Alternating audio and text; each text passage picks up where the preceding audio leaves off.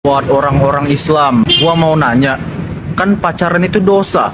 Tapi kenapa di Indonesia ini yang gua lihat hampir mayoritas agama Islam itu pacaran? Bukannya itu dilarang ya, dosa? Masya Allah wa tabarakallah, saya izin menjawab ya. Semoga jawaban ini bisa mewakili seluruh umat Islam, khususnya yang ada di Indonesia. Pertanyaannya tadi adalah, bukankah pacaran itu dilarang dalam Islam? Tapi kenapa pelakunya kebanyakan daripada umat Islam yang berpacaran?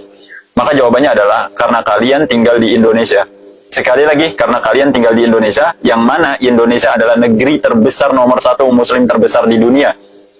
Maka ketika ada yang berpacaran dilakukan oleh oknum seorang muslim, korupsi dilakukan oleh oknum seorang muslim, maka itu adalah presentasi yang memang tidak bisa dipungkiri.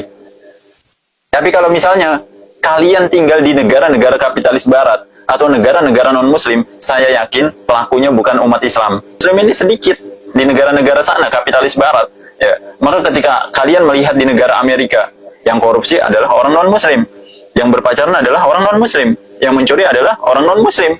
Jadi seperti itu. Ya. Dan kenapa banyak umat Islam yang berpacaran? Karena tidak diterapkannya syariat Islam. Di zaman ini, syariat Islam hanya diterapkan ketika mengatur sholat, ibadah haji, puasa. Padahal syariat Islam ini mengatur seluruh aspek kehidupan, dari kita bangun tidur hingga tidur kembali.